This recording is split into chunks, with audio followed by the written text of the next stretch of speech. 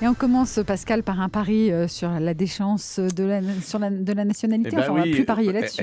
Absolument. Non, François Hollande l'a enterré hier. Il a encore reculé. Hollande, c'est 2 pas en avant, 4 pas en arrière. À ce rythme, dans 4 mois, il est de retour en Corrèze. Avec Hollande, c'est reculer pour mieux reculer. Dans les auto-écoles, on ne dit plus faire une marche arrière, mais faire une François Hollande. Dans le dictionnaire, à reculer, il y a marqué voir aussi à François Hollande. Dans la Constitution, il n'y avait pas que la déchéance de nationalité. On voulait également changer les paroles de la Marseillaise. Marchons, marchons devait être remplacé par reculons, reculons. D'ailleurs, Michel Simès, le docteur de la télé, il lui a offert un podomètre, un faux véridique, un podomètre qui calcule le nombre de pas qu'il faut faire dans la journée. Alors, il est recommandé de faire 6000 pas par jour. Il les fait Hollande, mais à reculons. Alors, je ne sais pas si ça compte quand même. 6000 pas, c'est l'équivalent de la traversée du bois de Boulogne. Mais avec tous les travestis brésiliens du bois de Boulogne, il est déconseillé de traverser le bois en marche arrière. Alors bien sûr, hier il fallait voir Hollande pour annoncer qu'il allait renoncer à la déchéance de nationalité. Les images étaient terribles. Vous avez vu les images insoutenables des abattoirs. Pareil, il avait la tête du mouton qui sait qu'il va passer un mauvais moment.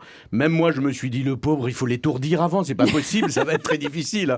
Faut l'avouer, c'est une fin de quinquennat un peu compliquée pour François Hollande. Et j'en suis sûr, c'est pour ça que l'historien Alain Decaux, il est mort. Quand à la télé il racontait les grands hommes, Napoléon, De Gaulle, c'était avec fougue et passion. L'a raconté le quinquennat de François Hollande pour un historien, plutôt mourir, vous voyez. Bon, alors, la déchéance, ça c'est fait. Là, aujourd'hui, c'est la loi travail. Alors, il abandonne quand ? Vendredi, lundi, mardi, j'ouvre les paris. Alors, François Hollande qui fait gaffe sur gaffe, si jamais il décide de retirer la loi travail, parce que ça, c'est possible, par pitié, ne le faites pas demain, vendredi. Demain, c'est le 1er avril. D'ailleurs, n'annoncez rien demain, 1er avril, sinon on va tous se moquer, c'est pas possible.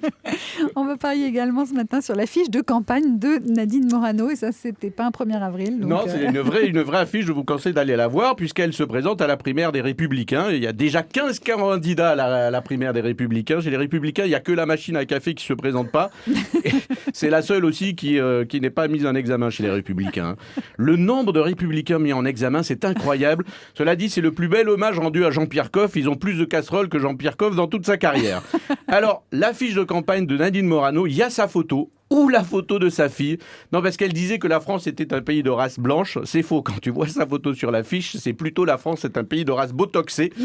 Nadine Morano, qui aime tant citer le général de Gaulle, en voyant sa photo, il aurait déclaré « Nadine ridée, Nadine ravagée, mais Nadine retouchée ». Et puis il y a son slogan « Servir la France ». Oui, elle veut servir les Français. Alors ok, moi Nadine, ce sera un demi. Patrick, tu prends quoi ? C'est pour moi. Merci Pascal, c'était Paris de Pascal avec Pascal Atenza.